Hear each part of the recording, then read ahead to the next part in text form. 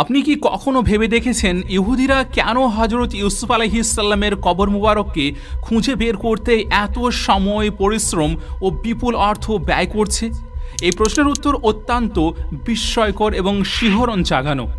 যখন ইহুদিরা হজরত ইউসুফ আলাইহিসসালামের কবরের অবস্থান সম্পর্কে জানতে পারল, তখন তারা সঙ্গে সঙ্গে সেখানে গিয়ে নিয়ন্ত্রণ প্রতিষ্ঠা করার চেষ্টা করল। কিন্তু যখন তারা সাহস করে সেই কবর খোলার উদ্যোগ নেয়, তখন এমন দৃশ্য তাদের সামনে আসে যা দেখে তারা চিৎকার করে বেরিয়ে পালিয়ে আসে। আর সেই মুহূর্তে তাদের সমস্ত পরিকল্পনা একেবারের মতো ব্যর্থ হয়ে পড়ে। আজ আমরা বিস্তারিত জানব যে হজরত ইউসুফ আলাইহিসসালামের কবর আসলে কোথায় অবস্থিত আছে, ইহুদিরা কেন তার কবরের বরকত থেকে কিছু পেতে চায়, এবং মুসলমানদের সঙ্গে ইহুদিদের এই কবরকে ঘিরে কী ধরনের বিরোধ চলছে। এই সকল প্রশ্নের উত্তর আপনাদের সামনে খুব সুন্দর করে উপস্থাপন করার চেষ্টা করব। আপনি শুধুমাত্র ভিডিওটিতে একটি ছোট্ট লাইক করে আমাদের সঙ্গে শেষ পর্যন্ত জুড়ে থাকুন। আপনাদেরকে আরেকবার মনে করিয়ে দিই যে হজরত ইউসুফ আলাইহিসসালাম ছিলেন বনি ইসরায়েলের প্রারম্ভিক নবীদের অন্যতম। হজরত ইউসুফ আলাইহিসসালাম ছিলেন হজরত ইয়াকুব আলাইহিসসালামের শেষ দিকের সন্তানদের একজন এবং হজরত ইয়াকুব আলাইহিসসালামের শেষ স্ত্রী থেকে জন্ম নেওয়া সন্তান। হজরত ইউসুফ আলাইহিসসালামের 10 ভাই ছিলেন সৎ মায়ের সন্তান, আর এক ভাই ছিলেন তার সহোদর ভাই, যার নাম ছিল হজরতে বিনিয়ামিন আলাইহিসসালাম। আর তাদের বড় ভাইয়ের নাম ছিল ইহুদা, যার নাম থেকে ইহুদি জাতির নামকরণ, অর্থাৎ ইহুদি। হজরত ইয়াকুব আলাইহিসসালামের উপাধি ছিল ইসরাইল, আর তার ওই নাম অনুসারে তার বংশধরদের বলা হয় বনি ইসরাইল। আপনাদেরকে জানিয়ে রাখি, তারা বসবাস করতেন বর্তমান ফিলিস্তিনে, যা সেই যুগে কানান নামে পরিচিত ছিল। কিন্তু হজরত ইয়াকুব আলাইহিসসালামের অতিরিক্ত স্নেহ ও ভালোবাসার কারণে তার অন্য ছেলেরা হজরত ইউসুফ আলাইহিসসালামের প্রতি ঈর্ষান্বিত হয়ে পড়েছিল। অবশেষে তারা ষড়যন্ত্র করে হজরত ইউসুফ আলাইহিসসালামকে একটি পরিত্যক্ত কুয়ার মধ্যে ফেলে দেয়। কিন্তু সেখানে এক বাণিজ্য কাফিলা এসে তাকে উদ্ধার করে এবং মিশরে নিয়ে গিয়ে দাস হিসাবে বিক্রি করে দেয়। আর এই সম্পূর্ণ ঘটনাটি কুরআনুল কারীমে বিস্তারিতভাবে বর্ণিত হয়েছে সূরা ইউসুফে। এবার মিশরে দাস হিসেবে বিক্রি হওয়ার পর একের পর এক কঠিন পরীক্ষা, কারাবাস ও বিপদের মধ্য দিয়ে যেতে যেতে হজরত ইউসুফ আলাইহিসসালাম শেষ পর্যন্ত মিশরের ফাইন্যান্স মিনিস্টার অর্থাৎ অর্থমন্ত্রী হিসেবে নিয়োগপ্রাপ্ত হন এবং আল্লাহ তাআলা তাকে নবুয়তের মর্যাদা প্রদান করেন। এরপর হজরত ইউসুফ আলাইহিসসালাম তার পিতা হজরত ইয়াকুব আলাইহিসসালাম এবং ভাইদেরও মিশরে ডেকে আনেন, আর আল্লাহ রাব্বুল আলামিন তাদের মধ্যে গভীর ভালোবাসা স্থাপন করেন এবং পুনর্মিলনের মাধ্যমে তাদের পরিবারকে পুনরায় একত্রিত করে দিলেন। হজরত ইউসুফ আলাইহিসসালাম ছিলেন অপরূপ সৌন্দর্যের অধিকারী, আর হজরত ইউসুফকে নবী করিম সাল্লাল্লাহু আলাইহিসসালামের অর্ধেক সৌন্দর্য দান করা হয়েছিল, অর্থাৎ নবীদের মধ্যে আমিনার লালের মতো ইউসুফ আলাইহিসসালামের রূপও ছিল অতি তুলনীয়। এবার যখন হজরত ইউসুফ আলাইহিসসালাম ইন্তেকাল করেন, তখন তিনি মিশরে অবস্থান করছিলেন এবং সেখানেই তাকে দাফনও করা হয়। কিন্তু তার মৃত্যুর পর তার অনুসারীদের মধ্যে মতবিরোধ দেখা দেয়, কারণ প্রত্যেকেই চেয়েছিল তাকে তাদের নিজ এলাকাতে সমাহিত করতে, যেন তার কবরের বরকত তাদের এলাকায় ছড়িয়ে পড়ে। অবশেষে এক ব্যক্তির প্রস্তাব অনুযায়ী তাকে নাইল নদীর মাঝখানে এক সাদা মার্বেলের তাম্বার পাথরের কফিনের মধ্যে রেখে সমাহিত করা হয়। আর এর পিছনে উদ্দেশ্য ছিল যাতে নাইল নদীর পানি যখন সারা দেশে প্রবাহিত হয়, তখন হজরত ইউসুফ আলাইহিসসালামের কবরের বরকত সেই পানির সঙ্গে সমগ্র মিশর জুড়ে ছড়িয়ে পড়ে। আর আজও মিশরের নাইল নদীকে জীবন ও বরকতের প্রতীক হিসেবে দেখা হয়। সময়ের সঙ্গে সঙ্গে যুগ পাল্টে যায়, আর যখন বনি ইসরায়েলের মাঝে সবচেয়ে বড় নবী হজরত মুসা আলাইহিসসালামকে প্রেরণ করা হয়, তখন তিনিও তাদের এই ইতিহাসের রহস্য নিয়ে এক গুরুত্বপূর্ণ মিশনে বের হন, বনি ইসরায়েলকে মিশর থেকে বের করে নেওয়ার সেই ঐতিহাসিক যাত্রায়। এরপর যখন হজরত মুসা আলাইহিসসালাম মিশরের ফিরাউনের শাসন থেকে বনি ইসরায়েলকে মুক্ত করে নিয়ে যাওয়ার চেষ্টা করলেন এবং তারা সমুদ্র তীরে পৌঁছালেন, ঠিক তখনই বনি ইসরায়েলের কিছু মানুষ তাকে স্মরণ করিয়ে দিল যে হজরত ইউসুফ আলাইহিসসালাম মৃত্যুর সময় আমাদের একটি অঙ্গীকার করিয়েছিলেন যে যখনই আমরা মিশর থেকে বের হয়ে কানান বর্তমানের ফিলিস্তিনের দেশে ফিরে যাব, তখন তার কফিনও আমাদের সঙ্গে নিয়ে যেতে হবে। কিন্তু তখনকার বনি ইসরায়েলের কেউই জানতো না হজরত ইউসুফ আলাইহিসসালামের সেই কফিন কোথায় সমাহিত করা হয়েছিল, কারণ ততদিন পর্যন্ত বহু যুগ কেটে গিয়েছিল, প্রজন্ম পাল্টে গিয়েছে, আর মানুষ তার কবরের অবস্থানও ভুলে গিয়েছিল। কিন্তু অনুসন্ধানের পর জানা গেল এক বৃদ্ধ মহিলা এখনও জীবিত আছেন, যিনি জানেন সেই স্থানের অবস্থান কোথায় আছে। এরপর যখন হজরত মুসা আলাইহিসসালাম তার কাছে বিষয়টি জানতে চান, তখন বৃদ্ধা শর্ত রাখলেন যে যদি আপনি আমাকে জান্নাতে আপনার প্রতিবেশী হওয়ার প্রতিশ্রুতি দেন, তখনই আমি কবরের অবস্থান বলবো। প্রথমে তো হজরত মুসা আলাইহিসসালাম এই দাবিতে রাগান্বিত হলেন, কিন্তু আল্লাহ রাব্বুল আলামিনের হুকুমে তিনি বৃদ্ধার শর্ত মেনে নিলেন। এরপর সেই বৃদ্ধার নির্দেশনা অনুযায়ী তারা হযরত ইউসুফ আলাইহিস সালামের কফিন উদ্ধার করতে সক্ষম হয়ে যান। সেটি ছিল এক বিশাল ও সুন্দর সাদা মার্বেলের তাম্বা, যা নদীর তলদেশে সংরক্ষিত ছিল।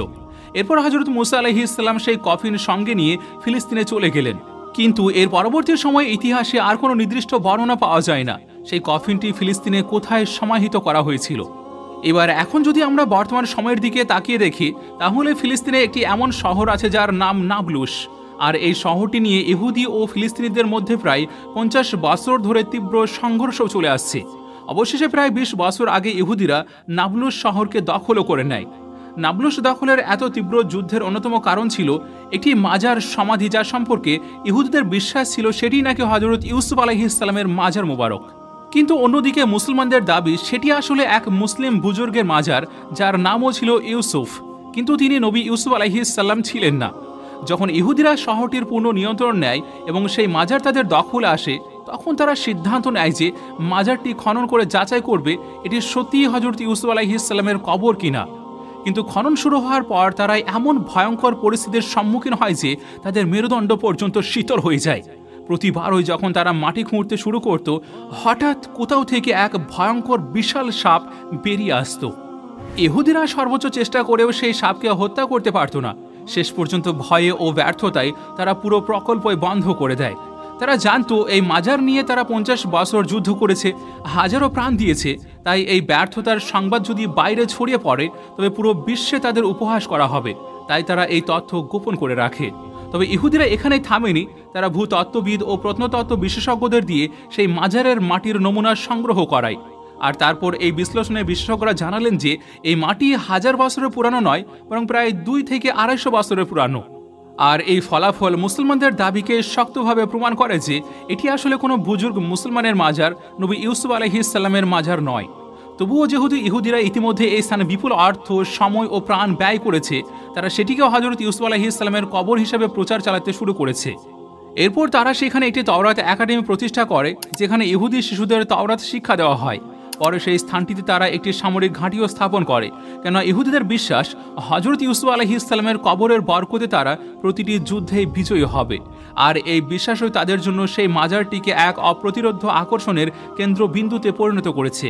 এবং আজও নাবলুস শহরের সেই স্থানে ইহুদি ও মুসলমানদের মধ্যে এই সংঘর্ষ জারি রয়েছে। এই কারণেই ইহুদিরা এত দীর্ঘ ও রক্তক্ষয়ী যুদ্ধ লড়েছিল, শুধুমাত্র সেই এলাকাটির পূর্ণ নিয়ন্ত্রণ নিজেদের হাতে নেওয়ার জন্য। কিন্তু তারপরও তারা তাদের মূল উদ্দেশ্যে ব্যর্থ হয়েছে।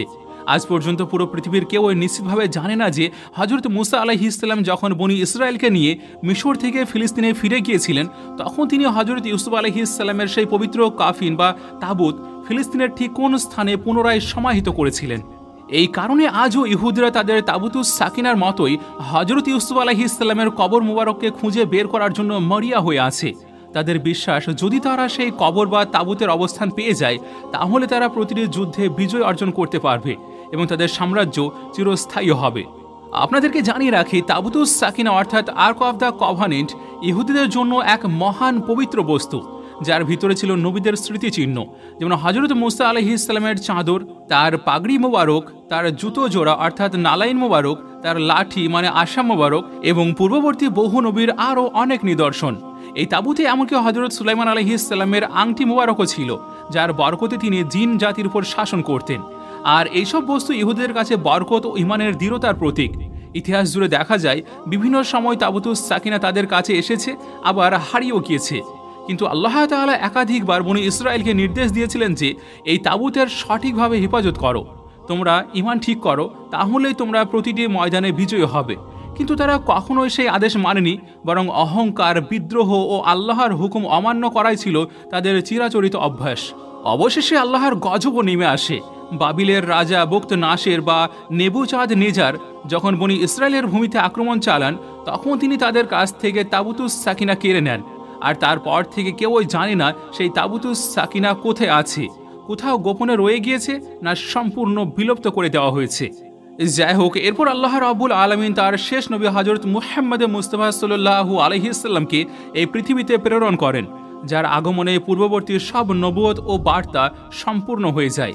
আর এখন যে কেউ যদি তার আদেশ ও শরীয়তের অনুসরণ না করে, ইসলাম গ্রহণ না করে, তবে তার জন্য পৃথিবীতেও পরাজয় আর আখিরাতে তার সম্পূর্ণ ধ্বংস ও চিরস্থায়ী ব্যর্থতা ছাড়া আর কিছুই নয়। তো আজকের জন্য শুধুমাত্র এই পর্যন্তই। ভিডিও ভালো লাগার সবচেয়ে খুব সুন্দর ইজাহার হলো ভিডিওটিকে লাইক করে আপনার প্রিয়জন এবং ফ্যামিলির মাঝে অবশ্যই শেয়ার করুন। আর এমন ভিডিও আরও দেখার জন্য আমাদের চ্যানেলটিও সাবস্ক্রাইব করে রাখতে পারেন। আপনাদের সঙ্গে আমি নাহিদ, আমাদের সঙ্গে জুড়ে থাকার জন্য শুক্রিয়া।